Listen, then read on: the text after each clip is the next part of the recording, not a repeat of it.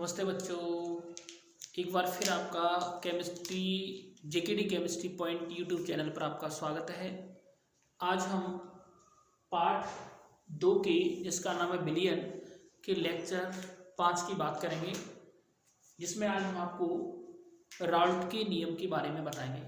राल्ट का नियम एक महत्वपूर्ण इम्पोर्टेंट नियम है जो 12th क्लास की NCERT बोर्ड परीक्षा में 100% पूछे जाने की उसकी संभावना रहती है। ठीक है, तो दोस्तों आज हम राल्ट के नियम के बारे में आपसे बात करते हैं। राल्ट का नियम है वो वैज्ञानिक राल्ट ने दिया था और इस नियम का मुख्य उद्देश्य ये था कि ये विलयन के वाष्प दाब और विलय के सांद्रण के बीच एक मात्रात्मक संबंध स्थापित करने के लिए इस नियम को वैज्ञानिक राल्ट ने दिया था। ठीक है, क्यों दिया था? विलयन के वाष्प दाब और विलय के सांद्रण के बीच एक मात्रात्मक संबंध स्थापित करने के लिए राल्ट के नियम को दिया गया था।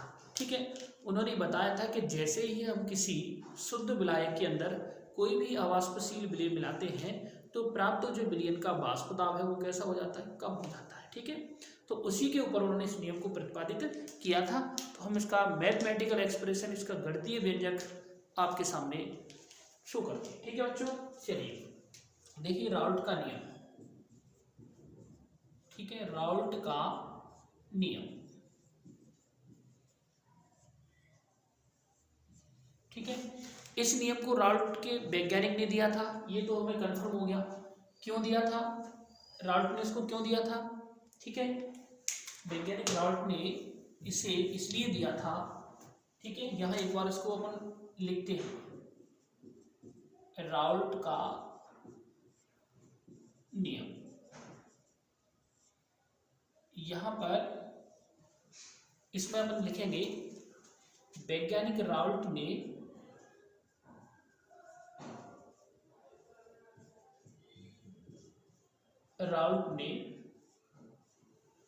विलयन के वाष्प दाब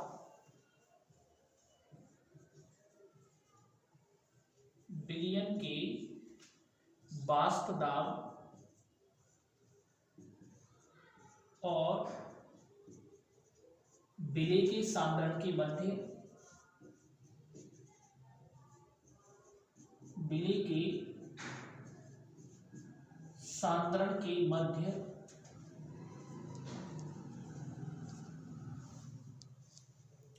एक मात्रात्मक संबंध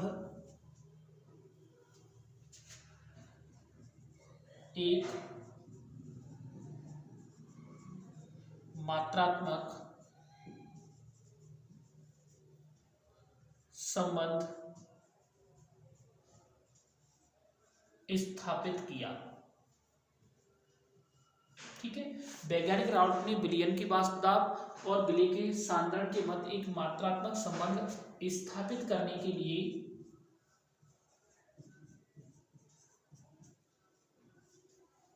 इस नियम को दिया गया था। इस नियम को दिया। ठीक है, अब हम इसका जो मेन परिभाषा उसकी लिखेंगे।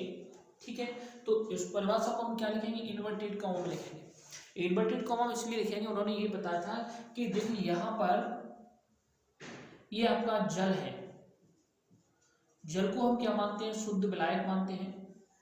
ये मैंने इसको पिछले वीडियो में बनाया था, शुद्ध विलायक।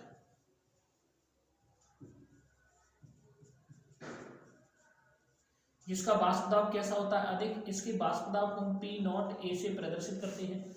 जैसे ही हम इसके अंदर कोई विलय मिला देते हैं, ठीक है, विलय के अणुओं को हम क्या मिलाएंगे? अपन इससे प्रदर्शित करेंगे। ठीक है, जैसे ही हम कोई विलय मिलाते हैं तो अब ये विलयन बन गया। क्या बन गया भाई? विलयन। ठीक है, अवाष्पशील विलय मिलाया।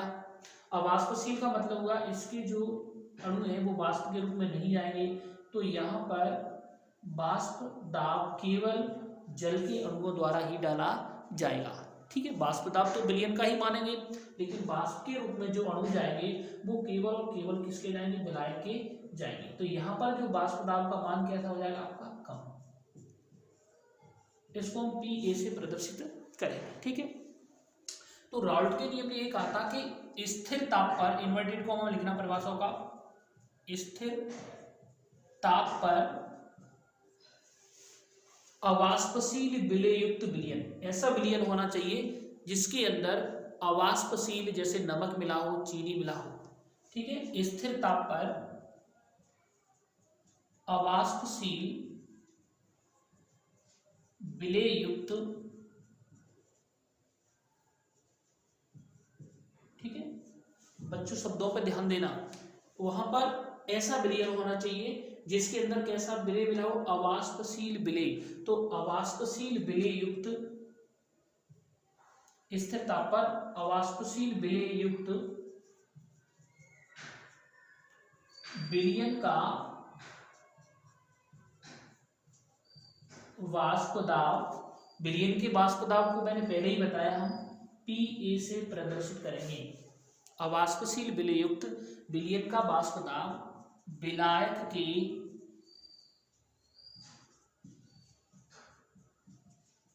मोल प्रभाज के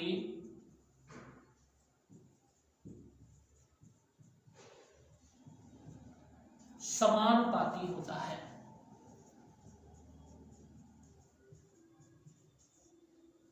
समानुपाती होता है। बस आपको इतनी आपको परिभाषा लिखनी है। देखिए, विलय के मूल प्रभाज को, विलायक के मूल प्रभाज को हम कैसे प्रदर्शित करते हैं, एक्स ए से। ठीक है, तो यहां पर इसकी परिभाषा ये कह रही है कि अवाष्पशील विलय युक्त विलयन का वाष्प दाब विलायक के मोल प्रभाज के समानुपाती होता है। तो राल्ट का नियम हमारा क्या रहेगा, पी ए समानुपाती एक्स ए, जहां एक्स आपका विलायक का मूल प्रभाज है, पी आपका विलयन का वाष्प दाब है।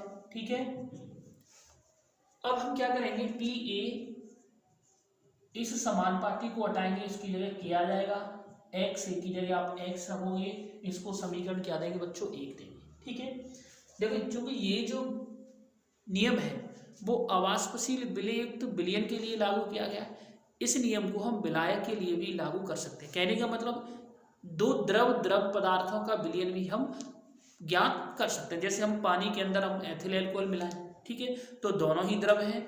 ठीक है, दोनों ही कैसे आपके द्रव। तो यहां लिखते हैं, यदि शुद्ध विलायक के लिए, शुद्ध विलायक के लिए P A is equal to P A comma X is equal to क्या लिखेंगे, 1। देखिए, हम दो विलायक और विलय की बात कर रहे हैं। ठीक, चूंकि देखो एक्स ए और प्लस एक्स बी क्या बनाया था हमने, 1। यदि हम इसके अंदर से 1 को क्या मान लें, 0, तो एक्स इज इक्वल टू क्या आ जाएगा आपका 1, क्या आ जाएगा आपका 1। एक घटक के लिए बात कर रहे हैं ना, यदि एक्स ए एक्स बी का मान कितना होता है, 1। यदि हम एक्स बी को 0 मान लें तो क्या बचेगा, एक्स इज इक्वल टू 1। ठीक है, तो एक्स इज इक्वल टू 1। अभी हम क्या करेंगे, पी ए की जगह क्या रखेंगे, पी नॉट ए रखेंगे, के की जगह क्या रखेंगे, हम के की जगह के ही रहेगा, चूंकि एक्स ए का मान कितना, 1, तो पी ए की जो वैल्यू के इज इक्वल टू क्या आएगा, पी नॉट ए, के इज इक्वल टू क्या आ जाएगा आपका, पी नॉट ए। ठीक है, क्या आ जाएगा आपका, पी नॉट ए। नहीं दिख रहा हो तो आप यहां लिख दो आराम से। ठीक है, ठीक है, आप इसको यहां तक रहने दीजिए, यानी के की वैल्यू आपकी के इज इक्वल टू क्या आएगा आपका, पी नॉट ए। ठीक है, अब हम इस के की वैल्यू को, देखिए बच्चों, इस के की वैल्यू को हम समीकरण ए के अंदर रखेंगे। ठीक है, यहां रख देंगे के का मान समीकरण 1 में रखने पर। ठीक है, समीकरण 1 में रखने पर। ठीक है, समीकरण आपका ये रहा है, पी ए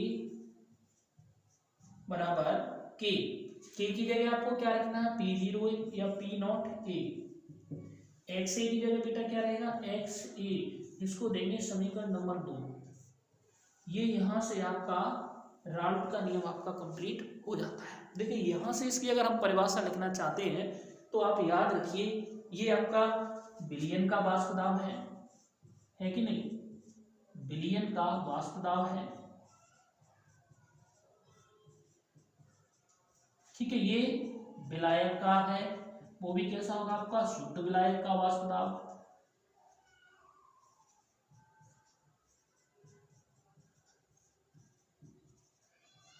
ये आपका क्या है, विलायक का मूल प्रभाज।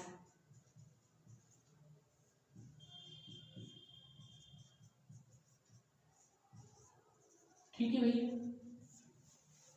इन तीनों की परिभाषाओं को आप आसानी से बना सकते हो। ये जो है इन तीनों के, ये जो है ये दोनों के गुणनफल के बराबर है। कह सकते हैं विलयन का जो वाष्प दाब है वो शुद्ध विलायक के वाष्प दाब विलायक के मोल प्रभाज के गुणनफल के बराबर होता है। ठीक है, एक बार से आप फिर देखिए, विलयन का वाष्प दाब शुद्ध विलायक के वाष्प दाब विलायक के मोल प्रभाज के गुणनफल के बराबर होता है।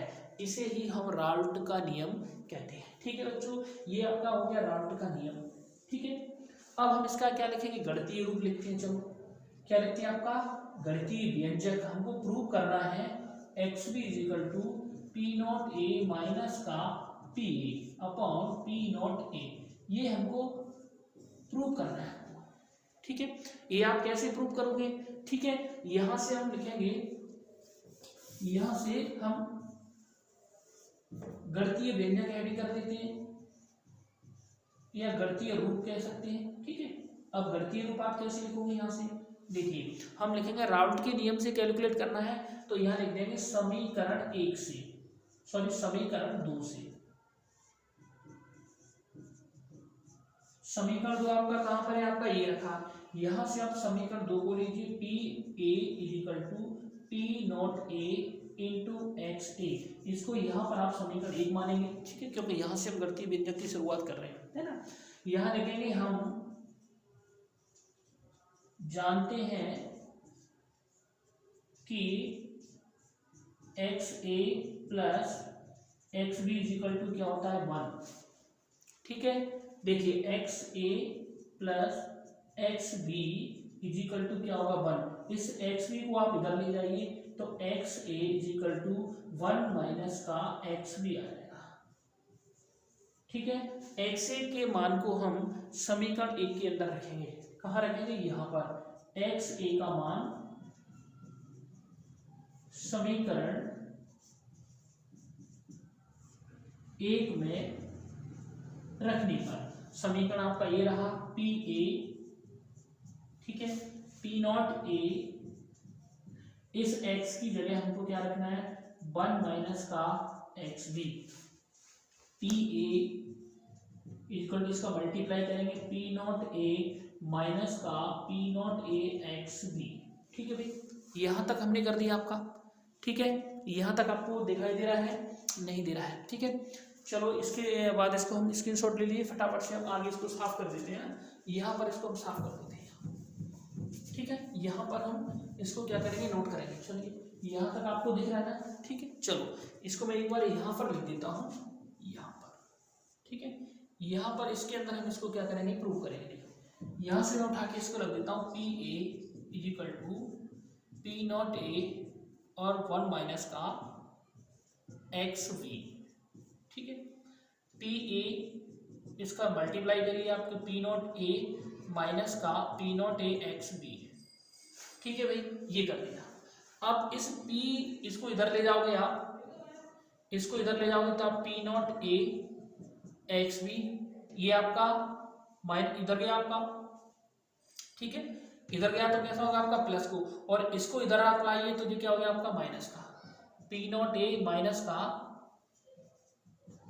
पी, इसके बीच में क्या लगा, देखिए इसको हम इधर लाए और इसको हम इधर ले। ठीक है भाई, समझ में आ गया। एक्स बी को आप यहीं पर रख जाइए, पी नॉट ए माइनस का P upon P not A, ये हमको क्या कर दिया, हमने प्रूव कर दी। इस समीकरण 3 को राल्ट के नियम का गणितीय व्यंजक कहते हैं बच्चों। ठीक है, यहाँ पर बच्चों राल्ट का नियम कैसा हो जाता है, कंप्लीट हो जाता है। ठीक है, उम्मीद करते हैं कि आपको वीडियो अच्छा लगा होगा, लास्ट तक इसको देखिएगा। ठीक है, हमारे चैनल को सब्सक्राइब कीजिए, बेल आइकन दबाइए।